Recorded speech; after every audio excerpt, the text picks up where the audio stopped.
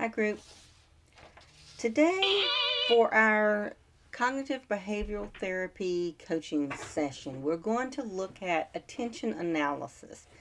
We have a worksheet displayed there on the screen, and the attention analysis worksheet is used for people who constantly focus in on their thoughts and feelings to the point where they're not focusing on anything else, and that is textbook for us maladaptive daydreamers. We get so caught up in our own heads and our own thoughts and our own fantasy worlds that we're not focusing on anything else, including things we need to be focusing on. So, what we need to do is refocus that attention, find somewhere else for it. So, we might use external things that we can focus on to just shift our attention. This is the start of breaking down this pattern. It's not going to resolve it in itself, but it's a start to making us realize that there are other things we can focus on other than just daydreams, and can help you link yourself to reality when you need to get a grip. So this analysis worksheet is a really useful tool for that. So let's just have a quick run through of the questions on there. Maybe you can answer some of them. If there's a particular thought and emotion that takes over your life occasionally, a trigger for your MD. Okay, first question. Where is my attention mainly focused? Let's identify to start with, is your attention mainly focused, say, on being depressed or being anxious or angry or frustrated? If you're using MD as an escape, working on the issues you have that are making you want to escape is what will really help you get control. And this can help you identify some of those. Whereas it could be any number of emotions that, whatever it is in your situation. So, where is my attention mainly focused? So, and just go through, just jot some stuff down to help you get an idea of what's going on, what's causing it. The next question goes on to, when I focus my attention on the outside world, what external info do I tend to notice?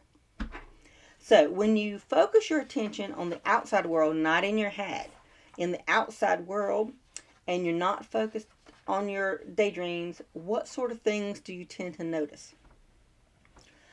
Do you notice birds in the trees, flowers, sunshine, rain? Do you notice what the weather is? What sort of external things do you tend to look at? Notice when you focus your attention on the external world. So, like what a lot of times, if I'm having a really difficult time controlling it, I will go for a walk if I can. And I like to do exactly what this is saying. Notice real things, actually touch the bark of trees, pay attention to how it feels, smell things. I went out, I think yesterday morning, it had rained all night. And when I went out, that smell, the smell of wet wood, moss, earth, that's a very grounding thing. Noticing sensations. This is part of mindfulness practice too, because it's bringing you to that moment awareness. So that really helps. Okay, and the next one says, what external things might I start paying attention to so that I can stop focusing on my thoughts and feelings? And let's get into specifics here. What could you focus on the outside while the external world on the outside while something that's around you every day, something you can use as a grounding tool.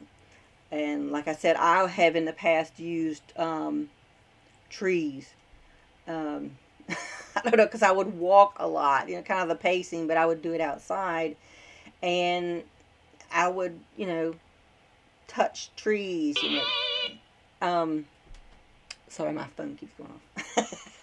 But and I'm going to turn that down to where it doesn't make that sound again. Okay. But it could be something in your house, something that your animal, your pet, your dog, whatever, something that's going to bring you back to reality. Okay. Something you could focus on that will get your focus off what you're feeling or thinking in your head. You might want to focus on your work. And this is something we're trying to do with that maladaptive daydreaming messes us up focusing on things. So this is focus on your work, your family, your friends. Go talk to somebody. Um, Focus on a hobby you like, gardening, something physical that you're actually doing, art, whatever. Um, you can spend hours doing a project and not be in your head, but actually physically not dreaming of doing something, but doing it. This helps take you away from all those thoughts and feelings, especially the ones that might be triggering the MD, especially bad memories and things like that. These are things that's going to pull you away from those thoughts because the more you think of those, it might make you want to escape more.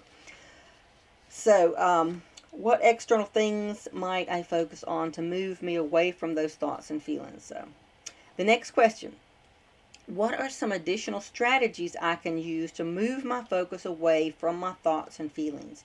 So this is where you're going to come up with some strategies about what you can do. And these are some of the things we've already been talking about. Go for a walk, do art projects, look at magazines. And then finally, what are the effects of this refocusing of attention?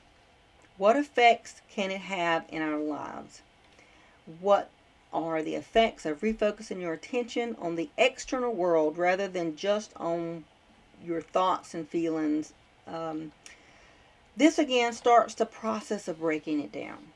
This isn't a be all end all, and it isn't going to resolve all the problems, but it's an important first step and a way just to shift your attention, to shift that focus. So to shift our attention away from what we're paying attention to what we're focusing on is how you're going to move away. Like Tony Robbins said that where your focus goes, energy flows, and that makes sense. I mean, you think about it. If you're focused in on depressive feelings, depressive daydreams or thoughts, that's where your energy is going to go. If you're focusing on being angry or anxiety, that's where your energy is going to go. But if you focus on your hobby, your art, your writing, your friends, that's where your energy is going to go, and your focus and mind is going to follow. So we need to refocus our attention as a starting point to moving past these thoughts and feelings. So I hope this has been helpful for you today, and get out there and do something real. See you later.